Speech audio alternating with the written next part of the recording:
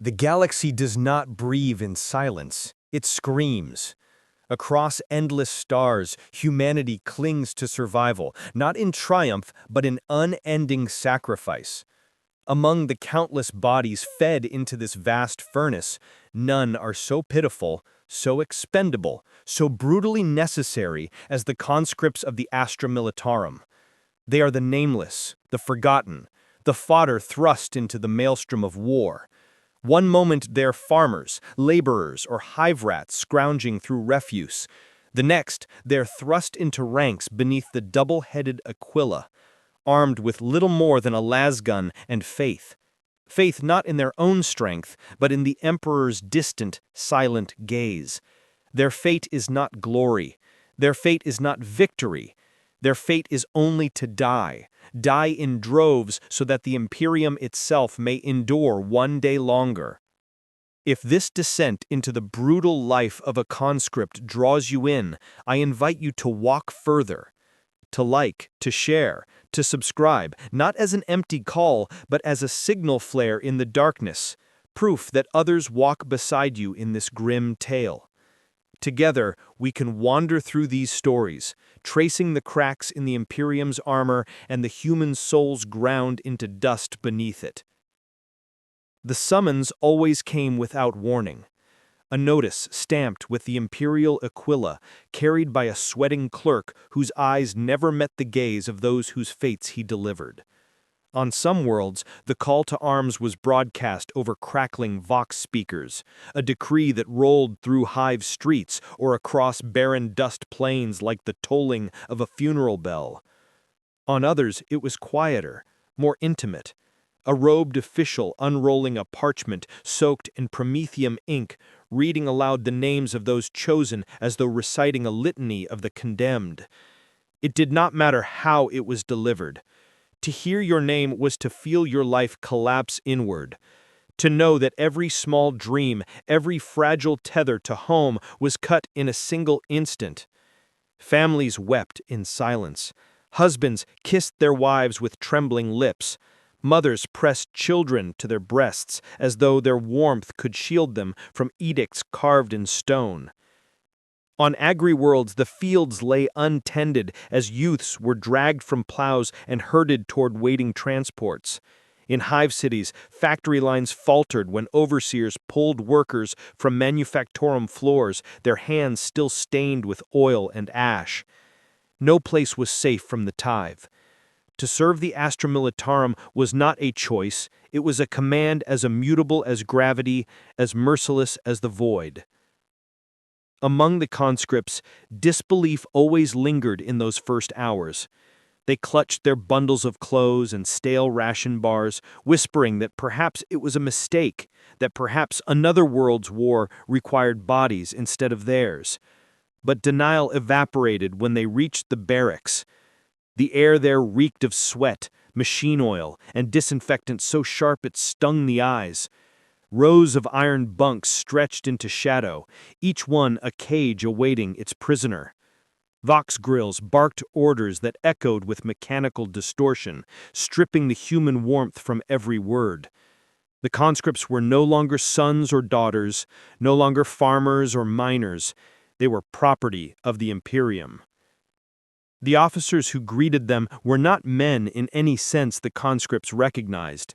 They were clad in crisp uniforms whose creases could cut flesh, their boots polished to a mirror sheen that reflected the despair in the eyes of those who stared too long.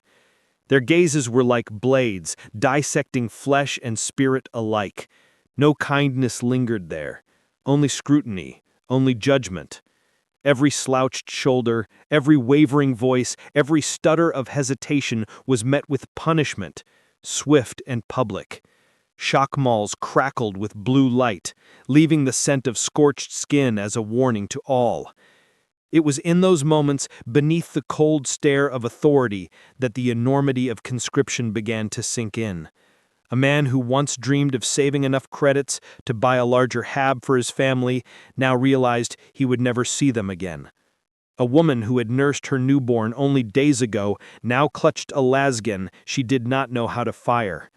Their names would be entered into data slates, their bodies stripped of individuality, their past lives erased. They were fragments of a vast tide, faceless waves thrown against the galaxy's endless shores of war. The nights in the barracks were the cruelest. The silence was thick, broken only by muffled sobs and the shuffle of boots as sentries patrolled the aisles. Some conscripts prayed, whispering half-remembered catechisms into the darkness. Others stared upward at the dripping pipes, their eyes vacant, already hollowed by dread.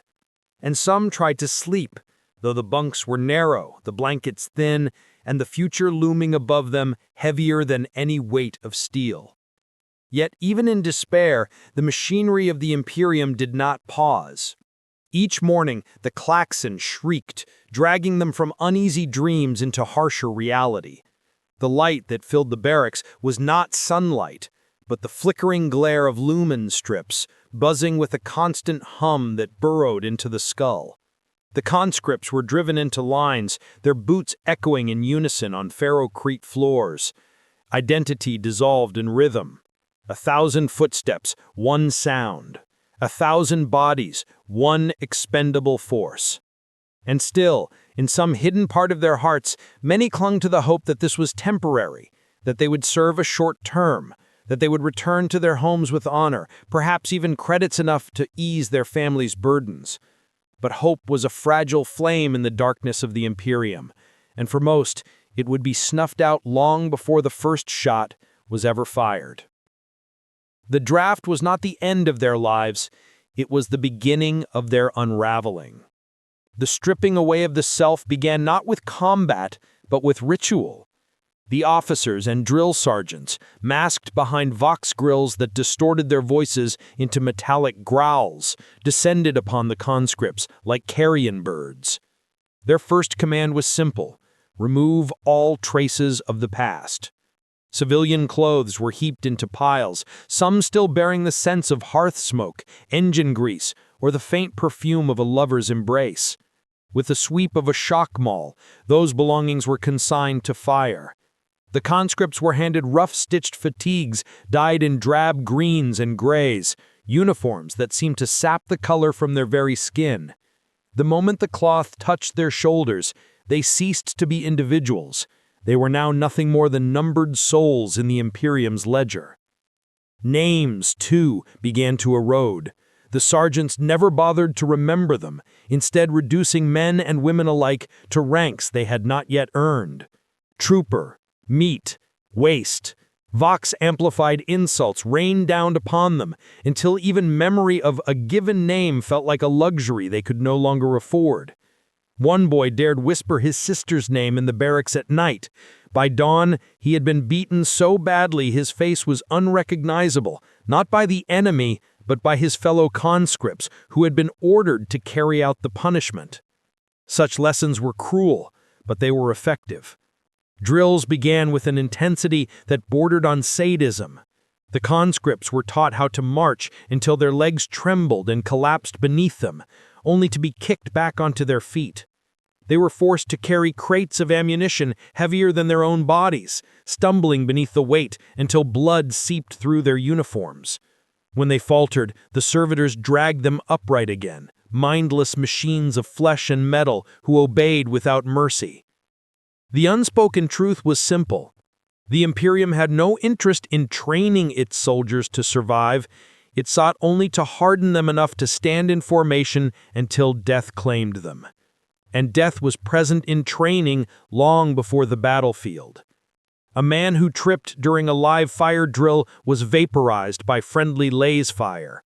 A girl who failed to clear her respirator during a gas exercise choked on her own bile until her lungs ceased to draw air.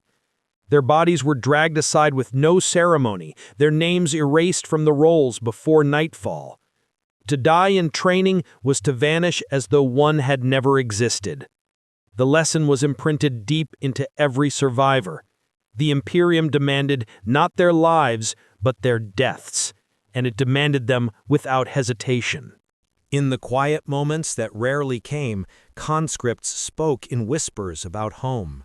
One recounted the taste of fresh bread baked on an agra-world hearth. Another described the endless vista of stars seen from the maintenance gantries of a hive's upper spires. These memories were fragile, spoken like contraband, and often silenced by the bark of an officer's command. For nostalgia was dangerous; it weakened the resolve to die obediently. And yet, each conscript clung to at least one memory, hidden deep within, as though a single thread of the past might anchor them when the tides of war threatened to pull them into oblivion. The barracks became their world. Ferro-crete walls sweated with condensation, lumen strips flickered overhead, and the stench of unwashed bodies grew unbearable as days blurred into weeks. The rhythm of existence was dictated by klaxons, drills, punishments, and the meager rations shoveled into tin bowls. Sleep came in fits, broken by nightmares of home and the sudden terror of awakening to the sergeant's vox grill bellowing into the dark. Yet even amid despair, something changed. What had once been a collection of strangers began to fuse into a single desperate unit. Bonds were forged in suffering, in shared bruises and whispered prayers. A boy who had been beaten for speaking of his sister found others shielding him during punishments. A woman who collapsed beneath a crate felt rough hands lifted from her back. Humanity, though battered, flickered stubbornly in the cracks of the Imperium's machine. It was not camaraderie the officers sought, but obedience. Still, camaraderie grew like weeds through stone, defiant and unyielding. And all the while, the transports loomed beyond the barracks, massive steel beasts waiting to carry this fragile, half-formed regiment into the abyss. The conscripts pretended not to see them when they marched on the parade grounds, but their presence pressed against the edges of every thought. Each night, as they lay in bunks, staring at rusted ceilings, they knew the day would come when the gates would open, when the boots would march in rhythm, not across drill fields, but toward the belly of a void ship. That day was coming, and it cast its shadow long before it arrived. The draft was not a single moment. It was a slow unmaking. The world of home unraveled piece by piece, until only fear, discipline, and faint, flickering solidarity remained. They marched for embarkation long before dawn, when the hive's night cycle still kept the upper spires dim and the lower halves shrouded in a thin metallic fog. The air tasted of ozone and old rust. Servo skulls drifted like pallid fish through the murk, red optics blinking, their sensors breathing out threads of incense that failed to mask the stench of sweat and fear. The Munitorum clerks moved along the column with data slates and seal stamps, tapping serial numbers into the glow until the column felt less like a procession of the living and more like inventory being pushed into a warehouse. The barracks gates opened with the scream of abused hinges, and the line spilled into the transit yard where the ground shook with the idle purr of engines. Chimeras rolled past like blunt-nosed animals, hulls slick with oil rain, and beyond them the towering silhouettes of the shuttles reared up against the bruise-colored sky. No one spoke. Even the sergeants conserved their voices for commands, saving their venom for later. A ministorum priest paced along the ranks, Crozius held high, vox-amplified chant turning to thunder as it rebounded from stacked cargo crates and rusted cranes. He sang of duty, sacrifice, and the emperor's unfailing light, and some lips moved silently in answer. Others stared forward, fixating on a chip of paint on the man's staff, or the way a ribbon of wax clung to the haft and refused to fall. It was easier to watch a small, stubborn thing than to imagine the black between the stars. At the head of the column stood a commissar, cap brim like a blade, greatcoat falling in immaculate lines, eyes hard as ceramite behind the pale oval of a face that had forgotten softness. He did not need to shout, His presence alone was a boundary no one dared test. When a conscript broke from ranks, stumbling with nausea or sudden panic, the old body remembering that it belonged to a farm, a machine bay, a bed, the commissar raised a hand, and the sergeant closest to the offender acted without needing to be told. A blow, a hiss of the shock maul, the smell of burned cloth and skin.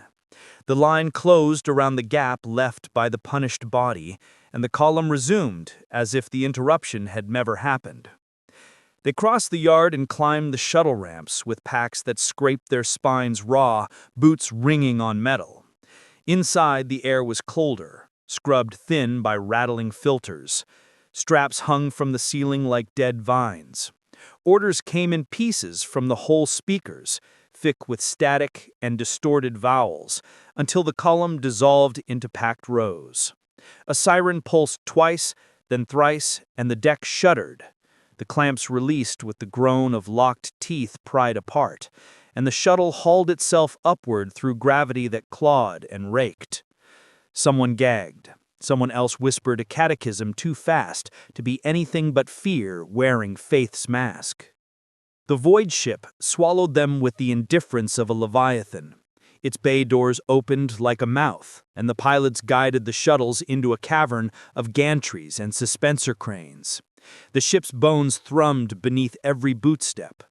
Tech priests in crimson robes moved along the catwalks, mechadendrites clicking and whispering to conduits, administering benedictions to machine spirits with clicks of binharic that trembled like insects at the edge of hearing. A servitor, skull crowned with sockets, dragged a chain of ammunition caskets across the deck in a grinding arc. The column reformed on command, shuffled forward, and stood again in rows that mirrored the immensity of the bay. Tiny, obedient rectangles beneath cathedral-high steel. There was no welcome, only reclassification. Habdecks were assigned. Ration chits were issued. A fresh slate of strictures was read out by a junior officer whose voice shook at the edges, as if the words might tear him.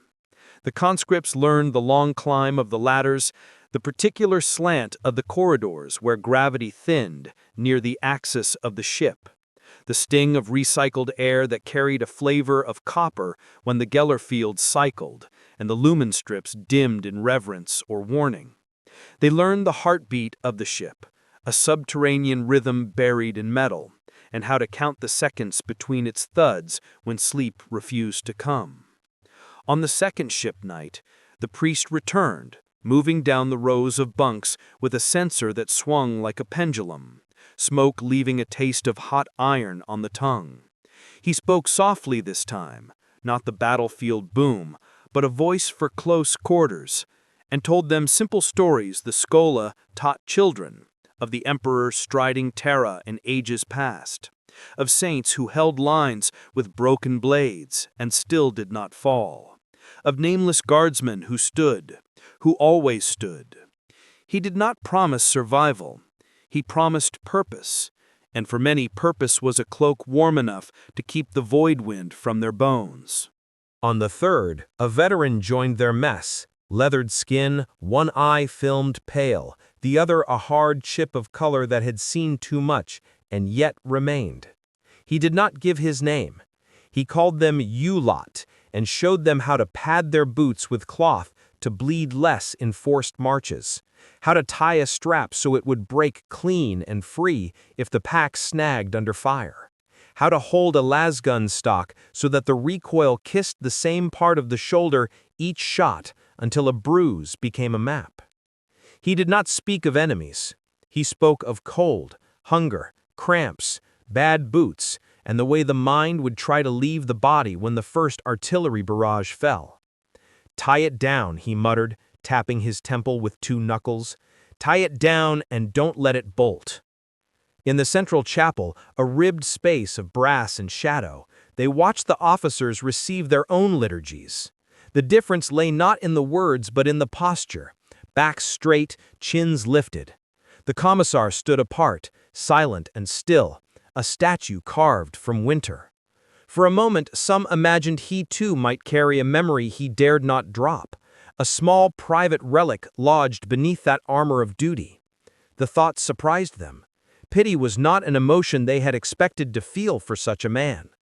It vanished as quickly as it came, dissolving under the next order barked across the deck. The ship slid into the immaterium with a shiver that crawled over teeth and fingernails. Lights dimmed, prayers rose in a rush, frantic and overlapping. Somewhere, deep in the hull, the Geller field sang its hard-edged hymn and held. Dreams turned thin and oddly bright that night, and some woke with faces wet and no memory of why. The veteran told them this was normal, that the warp brushed against thought like weeds against a keel, and that if they kept their minds on drills and litanies, it would pass them by as a storm passes a sealed hab. When the ship ripped back into real space, alarms flared in measured bursts rather than panicked screams. The bay doors boomed open to reveal shuttle crews already strapped in, officers moving at a clipped pace, Munitorum scribes knotting new seals. The column formed again, tighter this time, shoulders squaring in reflex, packs checked by hands that had learned to feel for every buckle. The planet below was a name on an auspex slate, and a smear of dust and cloud on a distant screen. The order to embark came down the line with the clean ineditability of a blade being drawn. Someone whispered the Emperor's name. Someone whispered a child's. The column stepped forward.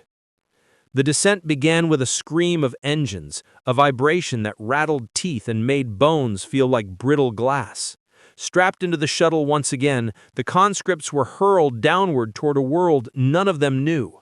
A world whose soil would drink their blood before their boots had worn smooth.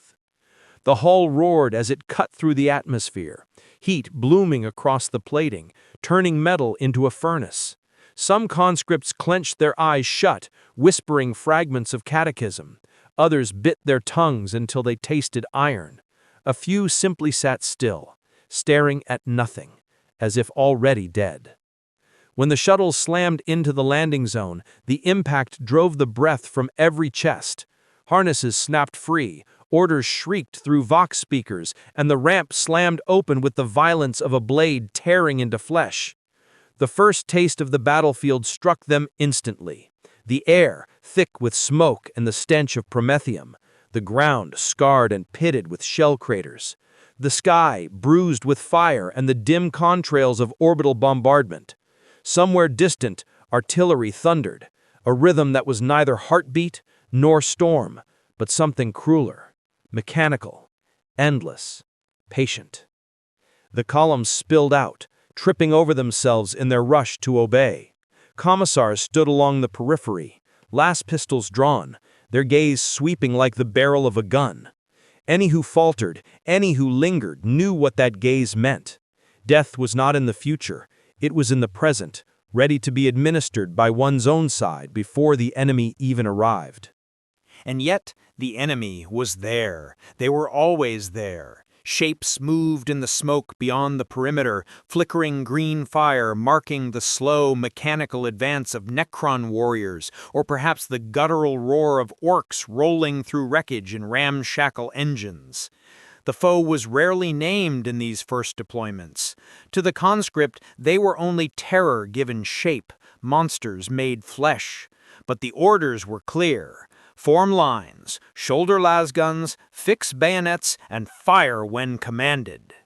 The lasgun was a weapon that inspired no confidence. Its bark was thin compared to the thunder of heavy bolters, its beams weak against the armored hides of Xenos war machines.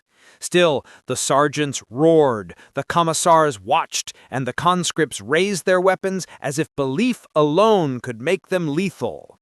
The first volley cracked through the haze, streaks of red stabbing into the dark. Some found their mark. Most did not. The return fire was merciless, green lightning or crude shells slamming into ranks, tearing bodies apart, leaving screams that turned instantly to silence. The first to fall did not even have time to cry out. He was a boy from an agri-world, barely grown, still smelling faintly of soil and sun.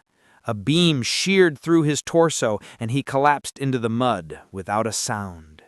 The woman beside him froze, staring at the steaming hole where his chest had been, until the sergeant struck her across the back of the helmet and dragged her weapon up to fire. There was no pause for grief, no room for horror. The machine of war devoured its first sacrifices, and still the line was expected to hold. Each second stretched into eternity. The stench of ozone from lasfire mingled with the sweet rot of burning flesh. Mud clung to boots, dragging feet down as if the earth itself sought to claim them. Men and women stumbled forward, shouting the Emperor's name, though their voices cracked with terror more than faith.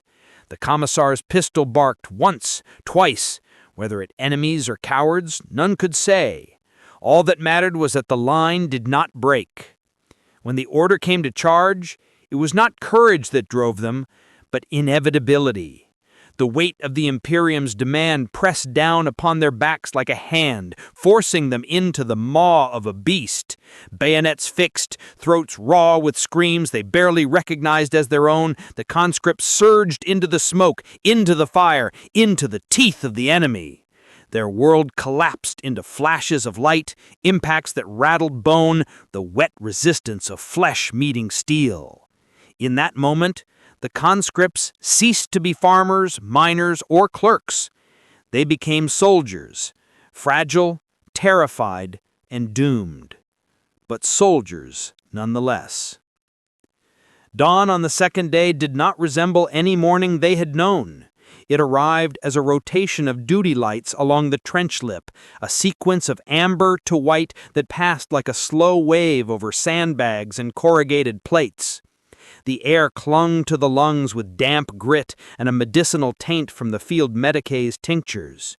Somewhere behind the first line, engines coughed to life, a staggered chorus of Lehman Russ battle tanks clearing throats of smoke and old oil, while further back, basilisks exhaled in patient thunder, their recoil traveling through the earth like the pulse of a buried giant. The regiment rose by sections, not by sun, and the world's clock became orders. They learned quickly that survival lived in the spaces between commands. The munitorium rationed more than food. It rationed motion, breath, thought. A quartermaster with a face like a worn boot heel issued Auspex-tagged charge packs with the same indifference he would have given to nails. Each pack was inked with a sigil, a time, a prayer to a machine spirit that might or might not listen. Their lasgums received fresh power and a smear of unguent on the breech from a mechanicus adept who clicked a benediction in Binharak through a vox filter that made his blessing sound like rain on a tin roof. He did not look at faces. He spoke to the weapon and the pack, and perhaps that was mercy. It is easier to care for machines that will not scream. The trench had been cut by a generation of hands that were dust now. Duckboards flexed with water too dark to be called water. The smell came in layers. Cordite ghosts, mud turned sour by promethium runoff, the faint copper of blood sunk and hidden, the animal reek of men and women turned into a herd by close quarters. Overhead, wire sagged between posts, tins tied to it so that anything brushing the strands would sing a thin metallic chime, an alarm so small it was almost intimate. The first of the day's dead arrived before breakfast, dragged on a tarp by two troopers who moved as if hauling furniture, faces blank with the discipline of necessity. The tarp was left near the Medicae station until there was time to carry it further. There was never time. The commissar's shadow stretched long even when he was nowhere in sight. It lived in the stiffening of backs when a joke drifted too loud, in the careful silence that followed a curse leveled at fate rather than at the foe. It lived in the knowledge that the chain of obedience did not end at the enemy line. You could walk yourself into a bolt round by merely stepping wrong in your own trench. And yet, there were moments when the machine of discipline turned its gears in ways that saved them. A runner stumbled in with a torn satchel, panting out a change in fire assignments, and the section chief, gray-stubbled jaw, eyes like flint, had them shift their firing arcs a finger width on the map. Minutes later, green fire stitched the space they had just vacated. The order had come down the line with the same lack of drama as a weather report. The absence of spectacle was its own mercy. The veteran who had taught them the tricks of boots and straps was called Harl by those who needed a name for him. No one knew if that was his name. He moved the way men move who have been wounded and healed badly, a slight hitch at the hip that made each step a half measure longer. He showed them how to build a parapet that would not collapse under rain, how to carve a drainage channel with a mess tin, how to hang a poncho so that it became a roof instead of a sail. He told them to keep a second rag for their lasgun lens and to treat that rag as holy.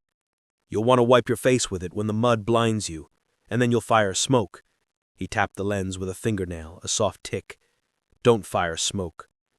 Medicae came and went like owls, quiet and fierce, sleeves stiff with dried antiseptic, cherubs whirring over their shoulders with syringes and clamps, vox wings fluttering. They stitched and sealed and pushed coagulants into veins as if mending cloth in a gale. A trooper with a hole in his calf gritted his teeth on a strip of leather until his jaw muscles jumped like startled animals. The Medicae told him he would walk in an hour and fight by dusk. He did. Pain came to be measured not by how much it hurt, but by how much longer one could work with it. They discovered that a body will do what it is told to do if told firmly and often enough. Vox sets crackled with layered voices. The stack of realities thinned into a whispering fog. Grid 7, artillery splash, adjust 2 degrees east. Scutari sighted moving through manufactorum debris. Hold line until armor redeploys. The word Scutari traveled along the trench like a rumor of gods. When the cohort finally strode past, metal-shod feet beating in even time, plumes rigid as iron reeds, visors dark and unyielding, the conscripts stared openly. The Scutari did not look back.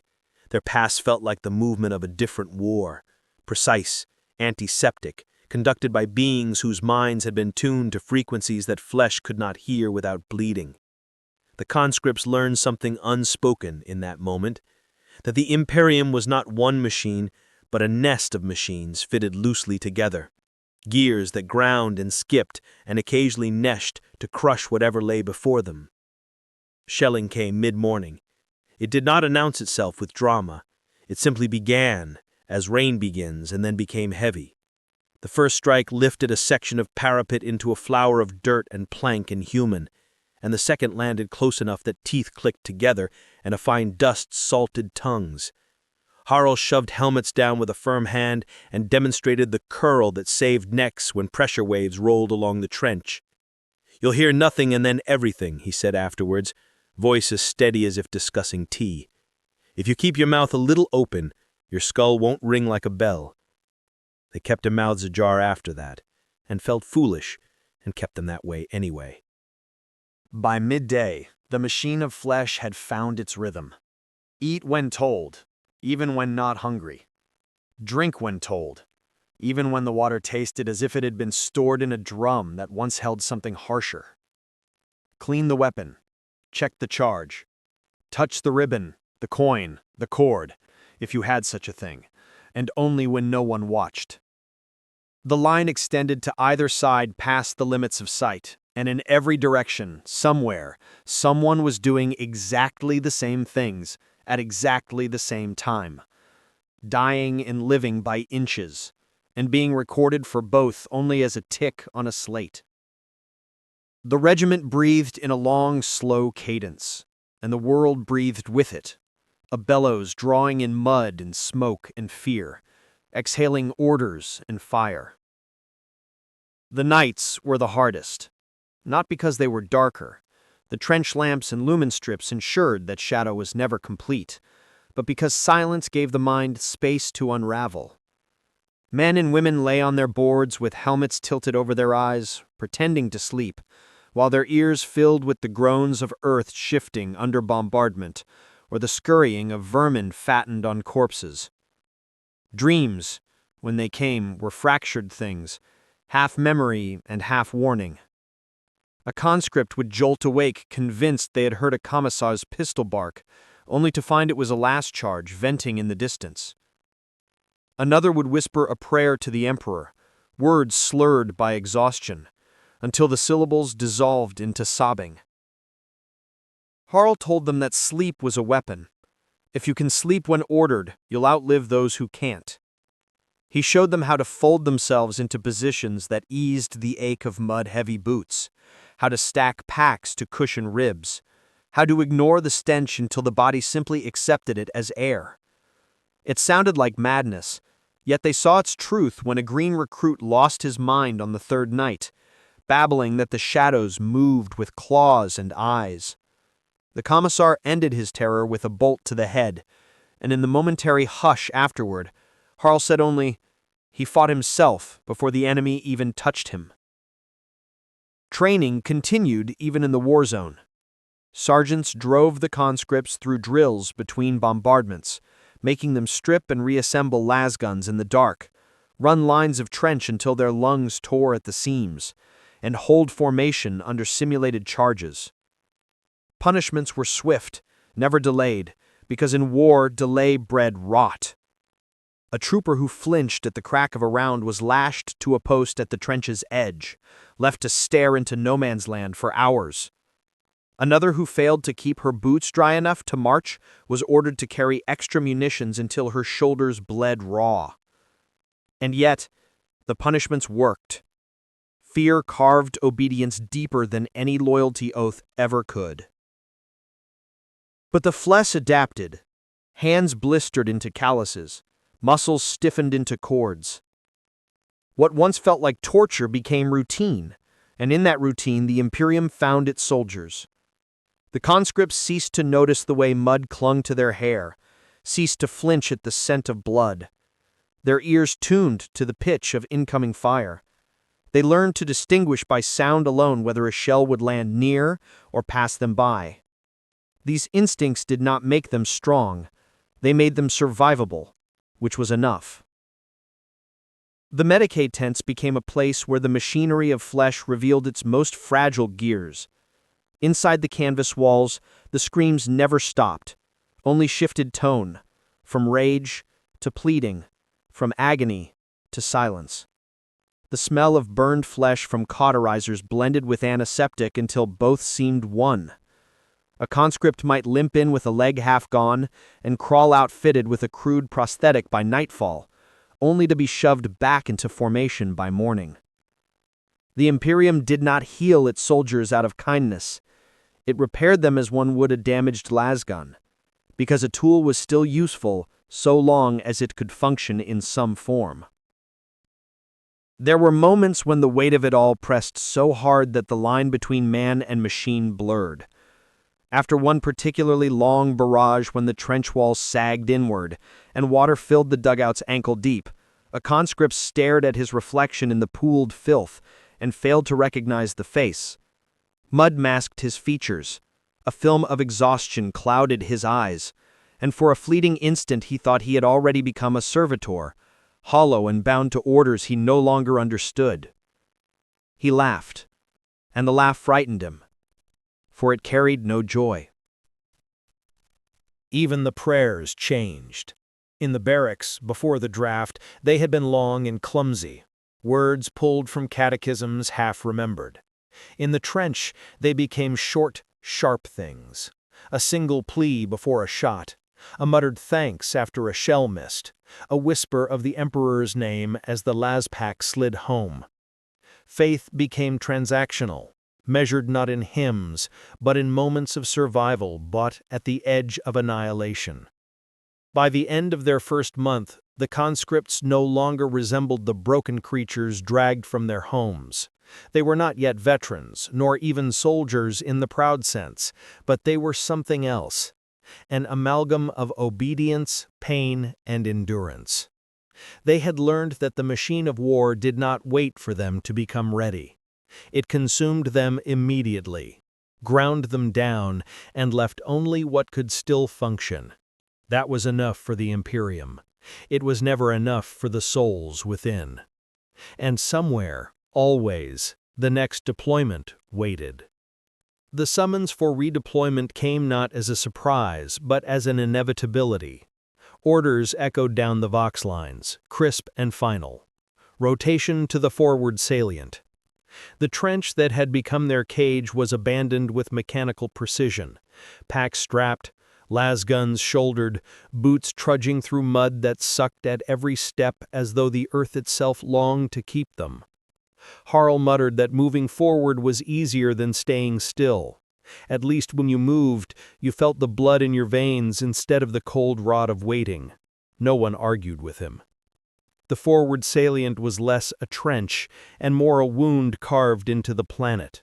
Its walls were jagged, its floor strewn with the wreckage of an earlier regiment, its sandbags ruptured to spill black soil like spilled entrails. The smell was worse here. Burnt oil, promethium, charred bone. Helmets half-crushed beneath debris marked the places where men had died without ceremony, left to merge with the mud. The conscripts were told to dig in, to hold the line until relief that would never come. They obeyed because obedience was the only currency left.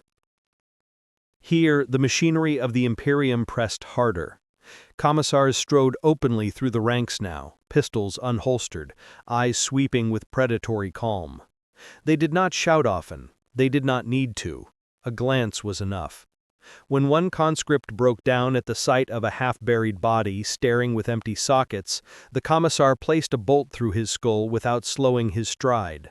The body slumped into the mud, indistinguishable from the dozens already there, and the line closed as if nothing had happened. The message was simple, etched into every survivor's mind. Fear the enemy, but fear disobedience more. The days bled into nights without meaning. Artillery fell in ceaseless waves, and the ground shook like an animal trying to shrug free from fleas. Las fire streaked across no man's land, lighting the haze like broken lightning. Enemy shapes came and went in the fog, Necron silhouettes, metallic and silent, advancing without hurry. Orc buggies roaring like beasts, smashing into wire and exploding under heavy weapons. The conscripts fired when ordered, their fingers blistering around triggers, their shoulders bruised from recoil. They did not know if their shots found flesh or metal, only that firing kept them alive for another heartbeat. The medicae worked until their hands trembled too much to stitch, bandages ran out, and cloth was torn from uniforms to staunch wounds. Coagulants and wounds were sealed with heated blades. The wounded screamed, not in protest but in ritual. Pain was proof they were still human. The dead, stripped of tags and equipment, were stacked near the trench lip for later collection. That never came. Rats grew bold, skittering between boots, gnawing on flesh too far gone to protest. Harl told stories in the lulls, not of glory but of endurance. He spoke of regiments that held a manufactorum for 40 days until reinforcements arrived, only for those reinforcements to be slaughtered in the first hour. He spoke of a trooper who lost both legs to shrapnel, yet crawled into the breach with grenades, laughing until the blast took him. His stories did not inspire, they warned. They reminded the conscripts that survival was not victory, that endurance was not reward. The Imperium did not keep score in lives saved, only in bodies spent. Some conscripts began to change in ways that unsettled even themselves. A boy who once trembled at every artillery shell now smiled faintly at the whistle of incoming fire, as though welcoming an old companion. A woman who had wept for her child back home began carving small notches into her lasgun stock, one for every day she survived, until the weapon's surface resembled scar tissue. Their eyes grew distant, unfocused, yet their hands moved with precision. They were becoming what the Imperium required, tools honed sharp by desperation. One night, the stars burned clear for the first time since their arrival, the smoke parting to reveal the cold glitter of the void. A silence fell along the trench, not from discipline, but from awe. The stars were beautiful, uncaring, eternal. For a fleeting instant, the conscripts remembered they were small, that their war was only one spark in a galaxy of endless fires.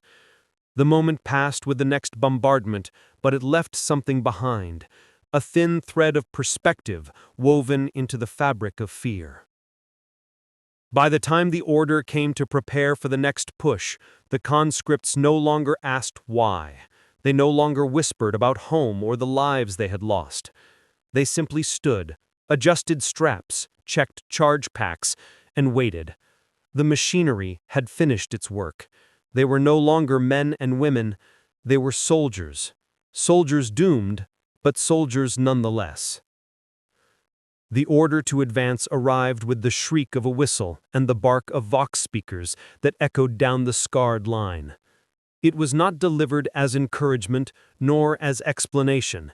It came the way the Emperor's will always came, absolute, unyielding, beyond question. The conscripts rose from the trenches like shades climbing from graves, boots sinking into the sodden earth, lasguns gripped with fingers raw from endless drill. The world beyond the wire awaited, a wasteland of shattered manufacturums and crater-pocked plains, and for the first time they were to enter it not as fodder training for death, but as fodder walking directly into it. The air outside the trench was alive with sound. Shells burst in the distance with a percussive rhythm that rattled ribs and teeth. The sky roared with the passage of Valkyrie gunships streaking overhead, their engines howling, their payloads slamming into unseen targets with blossoms of fire. Smoke lay across the land like a shroud, twisting into forms that seemed almost human in the corner of the eye, dissolving when stared at too long. The conscripts coughed on the fumes of promethium and blood, every breath a reminder that the world itself had become poison. They advanced in lines as ordered, step by trembling step, commissars and sergeants pacing at the flanks like shepherds with drawn pistols, ready to cull any who faltered. Fear was thick enough to taste, salt and bile and the metallic tang of bitten tongues. But fear was not weakness. Fear was expected. What was forbidden was hesitation. A boy stumbled on the wire and froze, wide-eyed, until the bolt round cracked his skull open like a dropped vessel. The column closed the gap without slowing. The machine ground forward, and the boy became part of the mud. The first true volley of fire came without warning. Emerald beams slashed from the haze ahead, cutting through bodies as if they were parchment, leaving nothing but steaming ruin where torsos had been. Screams rose and vanished into the cacophony, drowned by the roar of autocannons and the answering snap of lasguns firing blind into smoke. Some conscripts fired without aiming, their fingers tightening in panic. Others clung to their training, breathing through the recoil, aligning sights with trembling determination. Neither group felt safer. The enemy remained shadows, but shadows that killed with inhuman precision. Explosions lifted men and women from their feet, flinging them into the air in arcs that ended broken and still. The ground shuddered with every detonation, craters opening like mouths to swallow the living and the dead alike. Blood mingled with mud, turning the earth into a slick mire that clung to boots and dragged them down, as though the planet itself conspired to keep them in place long enough for the next volley to scythe through. Harl moved with the calm of habit, his voice a steady rasp barely audible above the chaos. Keep your head low, keep your weapon higher, fire at the light, not the shadow. His hands guided trembling arms, adjusted stances, shoved one man into cover just before a beam cut the air where his chest had been. He did not promise survival. He promised only that obedience to these small rituals might delay the inevitable. And for the conscripts, delay was salvation. The charge order came as a wordless roar through vox amplifiers. And suddenly the line surged forward, bayonets fixed, screams torn from throats raw with smoke and terror. The ground vanished beneath their boots, the world collapsing into the rhythm of feet and breath and the drumbeat of hearts that could not believe they still beat at all. They plunged into the smoke, into the flashes of green and red, into a storm that cared nothing for prayers or pleas. And there, in the maelstrom, the conscripts learned the first immutable truth of war. The emperor required their deaths, but demanded their courage first. The clash was not a battle so much as a tearing of two realities against each other. The Imperium's line of flesh and lasguns met the enemy's tide of steel and fury, and in that collision the world became a storm. Bayonets drove forward into the haze, stabbing blindly at silhouettes that flickered in and out of sight. Some found purchase, metallic clangs, a spray of sparks, or the wet give of alien flesh, and others met only smoke. Lasfire lanced in every direction, so dense that the air stank of ozone and seared eyes wept without relief. The first conscripts to break were the ones who still remembered they were human. A woman dropped her lasgun and clawed at her own ears, screaming that she could hear voices whispering her name in the static of the vox. A boy froze, staring at the charred stump where his arm had been a moment before, until the commissar's pistol ended his shock. Those who survived learned quickly. To look too closely, to think too deeply, was death. One must move, fire, stab, scream, always forward, never pausing long enough to feel. Bodies fell in heaps, and the line stumbled over them without pause. Every step was a negotiation with mud, slick with blood, every breath a lungful of ash. The enemy pressed harder. Necron warriors advanced with relentless precision, emerald gauss fire carving men into ash, their skeletal frames lit from within by a sickly glow. Orcs crashed into the line in other sectors, their crude cleavers shattering bone, their laughter drowning out the roar of artillery. It did not matter which enemy stood before them. To the conscript, both were gods of slaughter. Harl fought like a man already dead, his lasgun spitting disciplined shots, even as the world collapsed around him. He barked orders in fragments, guiding his section to cover, dragging the wounded by their collars, thrusting spare charge packs into shaking hands. When one conscript dropped his weapon in terror, he shoved it back into his palms with a snarl. Die with it in your hands. That's the only choice.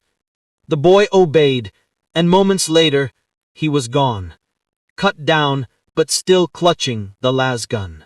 The ground shook as tanks rolled forward, the thunder of Leman Russ cannons momentarily drowning the chaos.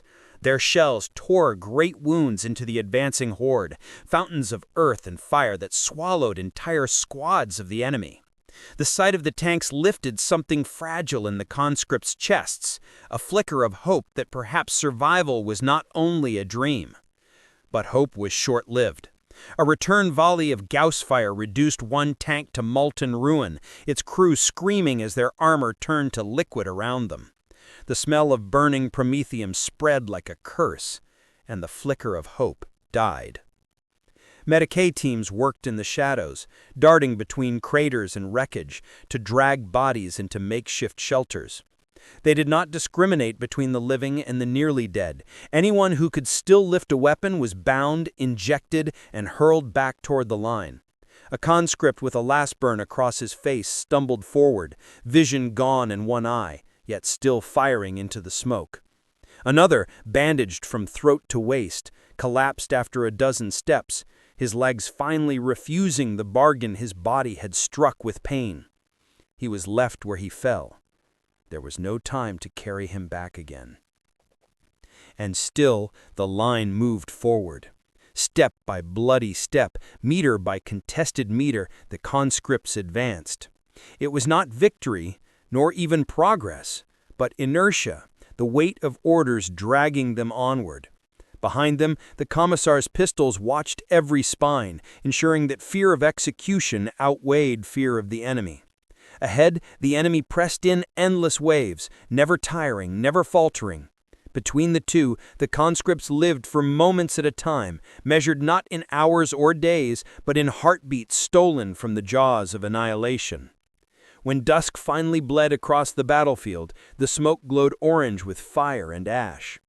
The conscripts slumped behind whatever cover they could find, last packs nearly dry, rations untouched in packs that felt heavier than armor. The silence that fell was not peace, but exhaustion, the brief pause between storms. Eyes met across the mud, wide and hollow, and though no words were spoken, all knew the same truth.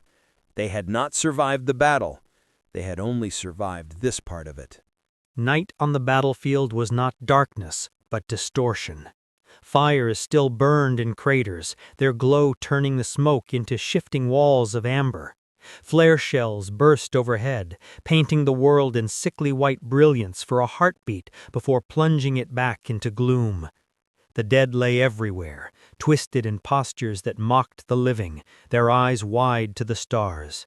Vermin had already begun their work, and the stench of rot seeped through the acrid veil of promethium.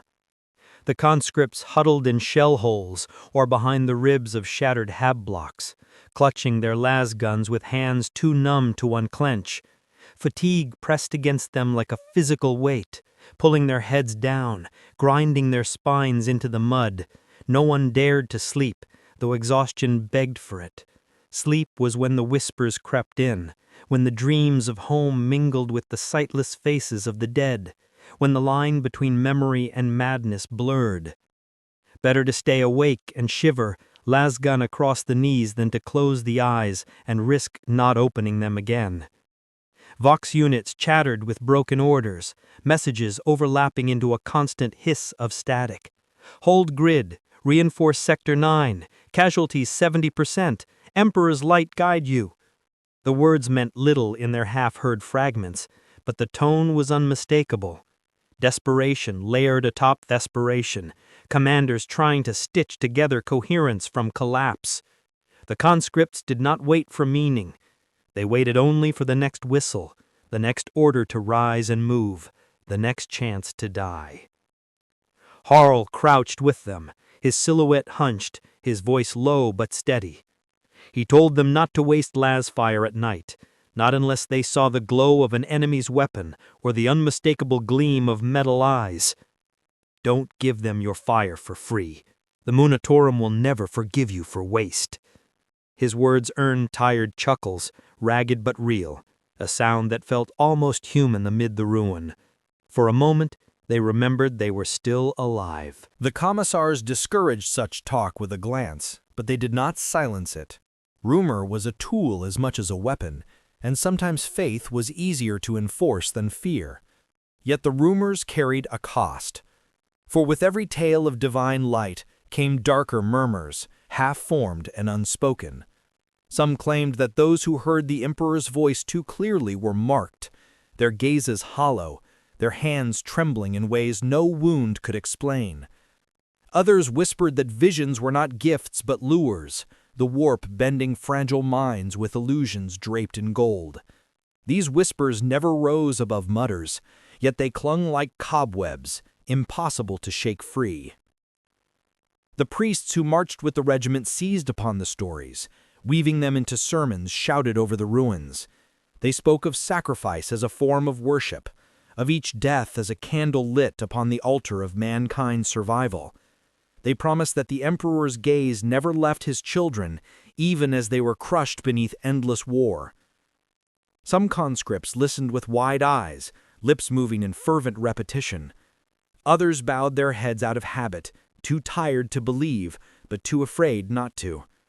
Faith became another ration, handed down in equal measure, swallowed whether it nourished or not. For those who had survived the trenches, the whispers offered something the commissars never could, the illusion of meaning.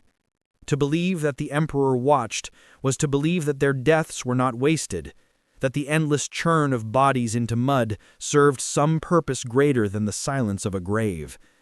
And in that fragile hope, they found the strength to load charge packs, to march forward, to face yet another storm. But in the long nights when sleep could not be avoided, dreams returned.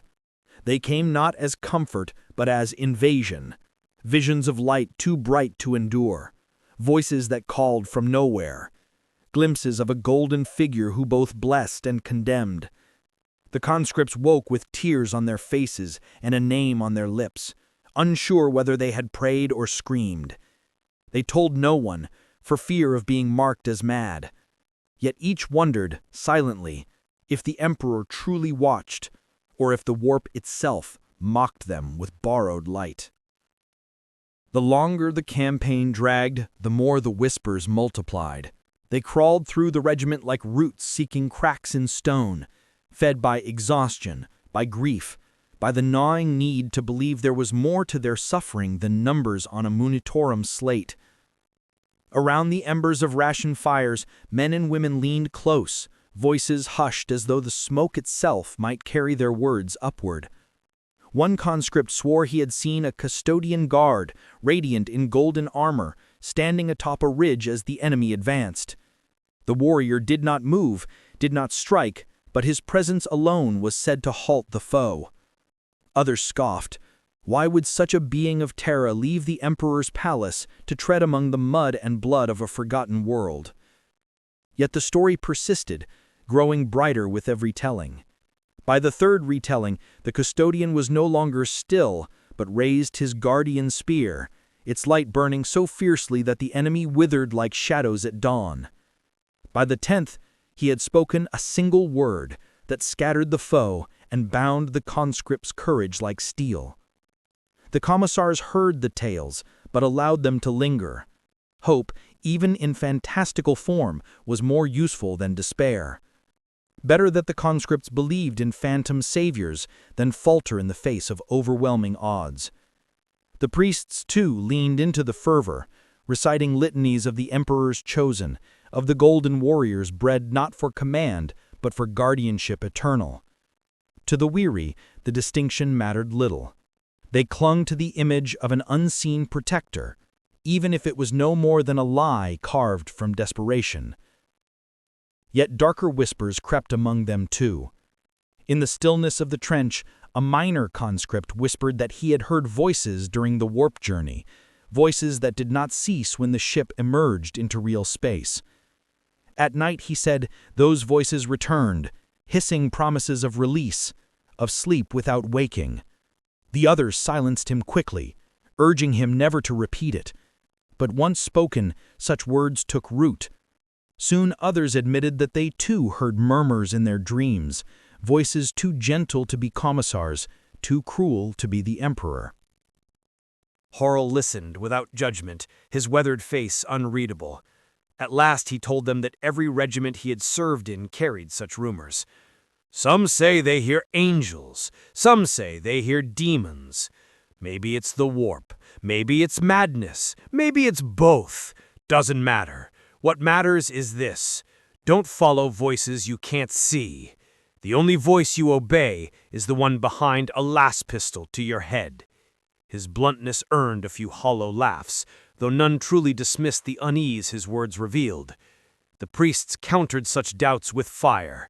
Their sermons grew more fevered, their crusias swinging high as they declared that visions were proof of the Emperor's will. He sees you, they thundered, and if he speaks, it is because you are chosen to hear him. To doubt is heresy, and heresy damns not just your soul, but your regiment.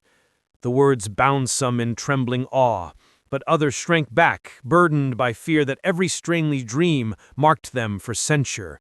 Faith was no longer comfort, but a blade hanging over their necks. And so the regiment marched between extremes, hope in golden visions, dread of whispers that slithered too close to truth. Each conscript carried both within, their minds torn between prayer and doubt. And the long hours of waiting, when shells did not fall and orders did not come, the quiet stretched into torment.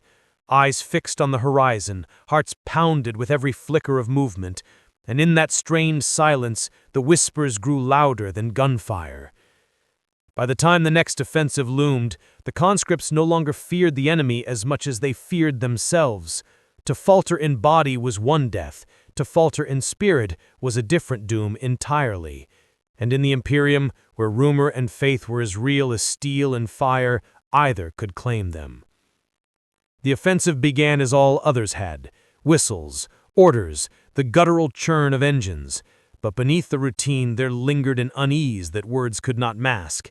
The conscripts rose from their trenches with last guns braced and prayers murmured, but their eyes were not on the enemy. They searched the smoke for something else, a flash of gold, a voice that might cut through the din. The rumors had hollowed them, leaving expectation where only discipline had lived before. As they advanced across no man's land, the sky cracked with fire. Shells tore fountains of earth skyward, and lasfire lanced in blinding streaks. Yet even amid that chaos, some swore they saw a light. Not the white flash of flares, not the crimson glare of lashbolts, but a golden shimmer moving just beyond reach. A boy gasped that the Emperor himself had come, his voice raw with awe. A moment later, a Gauss beam cut him down, his body reduced to ash before the words had even faded. The survivors carried his exclamation in silence, unsure if it was faith or delusion that had left his lips. Later, in the brief respite after the enemy's charge had broken against Imperial armor, the whispers returned stronger than ever. Some said the Emperor had shielded them, that his hand had turned shells aside. Others claimed to have felt warmth amid the cold, as though sunlight had pierced the smoke for a single heartbeat. Still others whispered darker things, that the golden light had burned their dreams, that his gaze had not been mercy but judgment, and that survival meant they had been found wanting. None dared say such things aloud where a commissar might hear, but the thoughts festered in the quiet like infection beneath a scar. The priests moved quickly, turning rumor into liturgy. They stood atop wreckage and declared that every death had been sanctified, every wound a mark of divine favor. They told the conscripts that their suffering proved the Emperor's nearness, that to question was to spit in his face. Their words rang like iron struck on stone, hard and final, and yet for all their fervor, the doubt lingered. A faith imposed by command could not silence the tremor of a man who woke from dreams, drenched in sweat, whispering a name he could not recall. Harald did not speak of visions. He tended to his lasgun, checked the straps of his pack, and told the conscripts to do the same. "Dreams don't stop shells," he muttered. "Keep your kit clean, keep your boots dry, and don't wait for angels to dig your grave." His pragmatism was a cold balm, one that some clung to with desperation, but others turned from him, unwilling to give up the fragile hope that something greater than mud and death might still watch them. The regiment fractured along invisible lines, not in obedience, but in belief. In the nights that followed, the division deepened. One group gathered around priests, repeating catechisms until their throats were hoarse, convinced that faith would shield them as surely as flak armor. Another group remained silent, their prayers turned inward, whispered not to the Emperor, but to memory, mothers, children, lost homes. Between the two lay the uncertain, caught between dread of blasphemy and dread of falsehood, their silence more dangerous than any heresy spoken aloud. When the commissars sensed the tension, they reminded the regiment of its purpose with executions.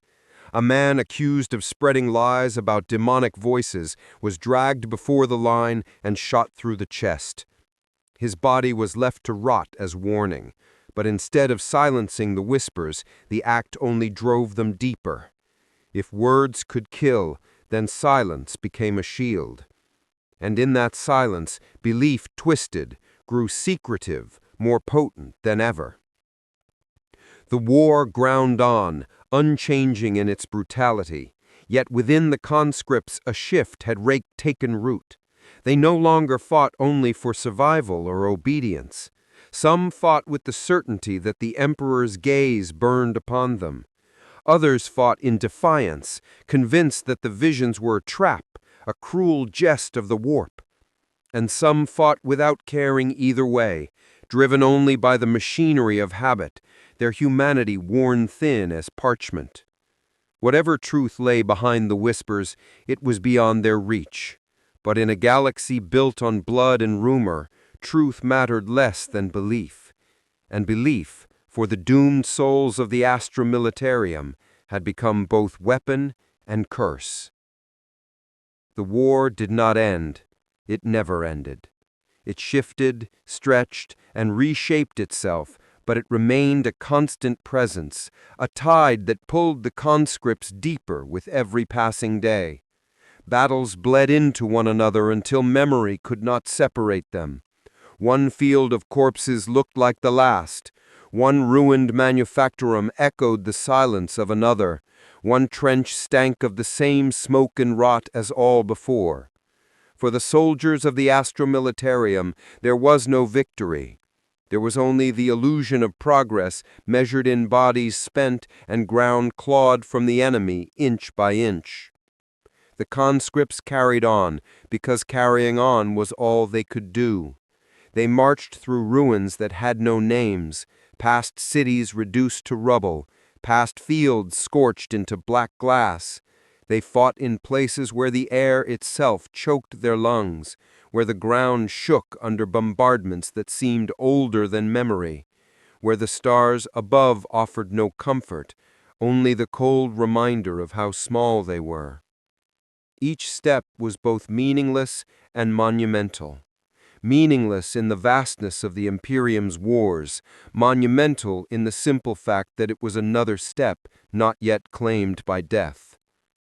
Harl aged before their eyes, though none could say by how much. His face, already carved in lines of endurance, seemed to sink deeper with every campaign. Yet his voice remained steady, his hands firm on his lasgun, his presence a tether in the storm. He rarely spoke of faith, never of visions, but sometimes, in the rare pauses between engagements, he told them truths no catechism would allow. "You want to know what eternity is?" he said once, as they crouched in a shattered hab block, the wind whining through broken walls. "It's not the Emperor's throne. It's not the stars. It's this. Mud, fire, blood, over and over until you can't remember what came before. That's eternity, and we live in it already." The words struck them harder than any sermon. For some, it was despair made flesh. For others, it was liberation. To accept that the war was endless was to abandon hope of reprieve, but it was also to abandon the torment of waiting for one. If this was eternity, then survival was not about finding an end. It was about learning how to breathe within the wait. As campaigns dragged on, replacements filled the gaps where friends had fallen. New faces joined the line, wide-eyed and trembling, just as they themselves had once been. The veterans, if one could call them that, watched these arrivals with the weary detachment of those who had already buried too many. They offered advice in gruff mutters. "Keep your boots dry. Keep your las pack charged. Don't look too long at the dead." Some of the new conscripts listened. Most would not live long enough for the lessons to matter. The whispers of visions never vanished, but they dulled into background noise, less a fire and more a constant ache. Some conscripts still dreamed of golden thrones and voices in the dark, but they no longer spoke of it openly. The commissar's bullets had ensured silence, and silence was its own kind of faith. Instead, the regiment learned to pray through action. Each charge forward, each stubborn defense, each refusal to break became a litany written not in words, but in blood. The Emperor might watch, or he might not, but they acted as though he did, and that was enough to keep them moving. The weight of eternity bore down on them in every breath, every heartbeat, every march into the teeth of another storm. It was crushing, inescapable, suffocating. But in that weight, some found a strange kind of clarity. They understood, at last, that they were not heroes, not martyrs, not chosen. They were cogs in a machine older and greater than themselves, and their purpose was not to survive it, but to keep it turning for one more day. And so they shouldered their weapons, lifted their eyes to the horizon where fire always burned, and marched once more into forever. The march into forever took them to worlds whose names blurred together, their syllables forgotten as soon as they were spoken. Each planet was a mirror of the last, skies bruised with ash, rivers turned black with oil, cities broken into jagged silhouettes against a horizon of flame. To the Munitorium, they were coordinates and supply tallies. To the conscripts, they were endless stages upon which the same play repeated, written in mud and death. On one such world, the regiment found itself entrenched around a shattered manufactorium. Its chimneys jutted like snapped bones, its halls collapsed into caverns where shadows moved like beasts.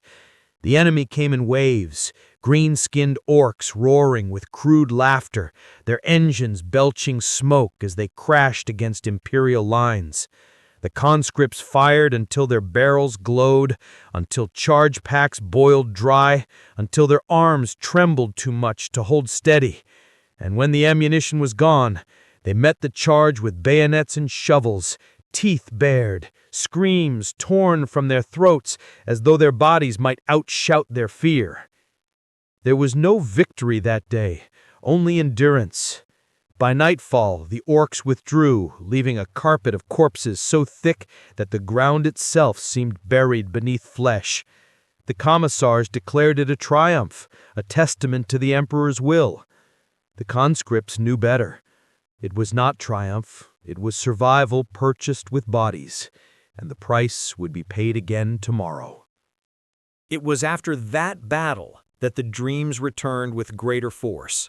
Some conscripts spoke of walking through endless corridors of gold, their footsteps echoing on marble that stretched beyond sight. Others dreamed of chains, of their bodies bound to machines that turned without end, grinding the galaxy forward. A few whispered of a presence that stood at the edge of their vision, faceless and silent, watching them with weight unbearable. They awoke drenched in sweat, some with blood on their lips from bitten tongues, too afraid to share what they had seen. The priests declared these visions holy. The commissars called them distractions. But for the conscripts themselves, they were neither blessing nor curse. They were mirrors, showing them what they already lived, eternity without release.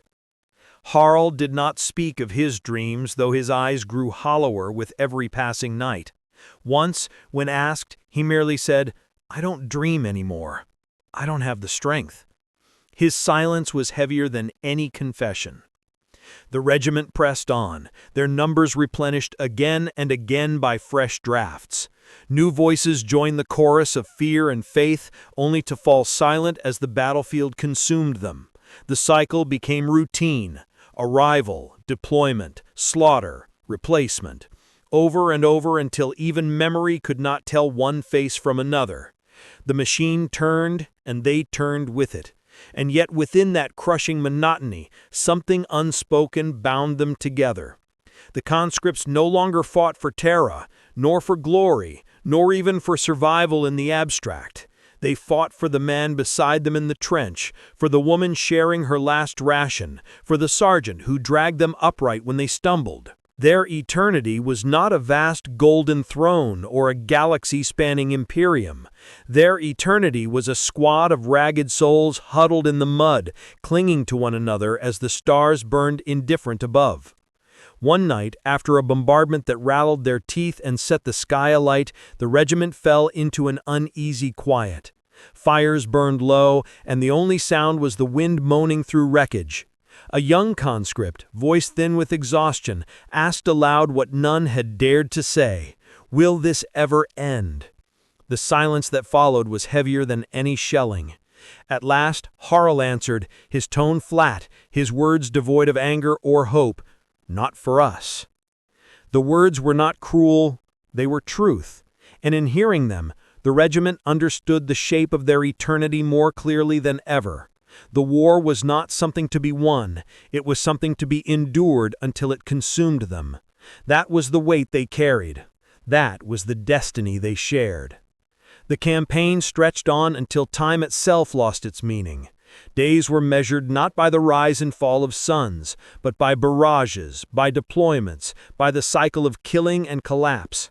The stars above wheeled indifferent, and the Emperor's light, whether felt, imagined, or utterly absent, remained a question no one dared to answer. The conscripts lived in that question, dragging their weary bodies from one battlefield to the next, carrying eternity on their shoulders like a burden that could never be put down. It was on a nameless plain of glass and ash that the regiment finally broke. The enemy came in numbers too great, their fire saturating the horizon until it seemed the world itself had turned against them. Commissars shouted, priests screamed litanies until their voices bled. Officers waved their blades as though command alone could hold back the tide. None of it mattered. The line crumbled, men and women scattering like leaves in a storm, their discipline drowned beneath the sheer weight of annihilation. Harl stood amid the collapse, his lasgun empty, his body streaked with soot and blood. He did not shout, he did not plead. He simply raised his bayonet and faced the oncoming dark. Around him, a handful of conscripts followed suit, not because they believed they could win, but because they had forgotten how to do anything else. They fought in silence, their movements mechanical, their eyes hollow. They were not men and women anymore. They were the machine itself, fighting until the cogs ground to dust. When dawn came, there was no regiment left, only scattered survivors crawling through ruin, their uniforms torn, their eyes glassy with disbelief. Reinforcements would arrive in time, filling the gaps, stitching a new line from the remnants of the old. The Imperium would march on, as it always did, indifferent to the price. The galaxy would remember nothing of those who had stood and fallen, their names lost in the endless tally of the Munitorum. But the survivors remembered, and that memory was heavier than any wound. Some whispered that the Emperor had watched them to the last, his silence a test of their faith. Others believed the visions that had haunted them were nothing but echoes of the warp, cruel illusions preying on desperate minds.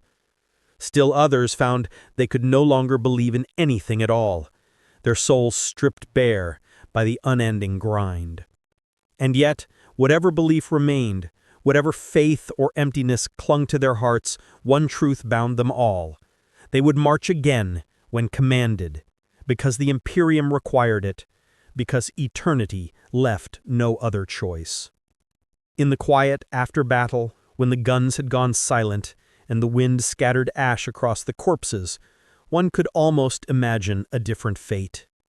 One could almost believe that the souls of the fallen rose in golden light, carried to the throne by unseen hands, their suffering transmuted into eternal purpose. Or perhaps not. Perhaps they simply sank into the earth, nameless and forgotten, their bodies another layer in the sediment of war. The truth, like so much in the Imperium, was lost between faith and silence. But the machine endured.